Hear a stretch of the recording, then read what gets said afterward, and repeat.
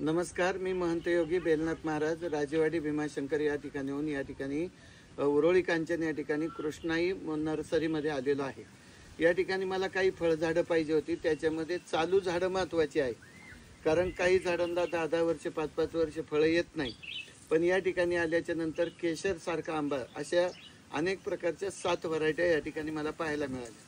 त्याच्यामध्ये आता चालू झाडाला फळं लागलेली अशी केशरची झाडं या ठिकाणी उपलब्ध आहेत आणि ती झाडं पाहून मला समाधान वाटलं। पण या डोंबे परिवाराचं एक खूप छान असं कार्य आहे की झाड लावण्यापासून तर त्या फळाला येईतोपर्यंत, आंबा मार्केटला जाईतोपर्यंत ते त्या झाडाची निगा कशी घ्यायची किंवा कशी त्याची व्यवस्था करायची हे संपूर्ण मार्गदर्शन त्यांचं शेवटपर्यंत असतं।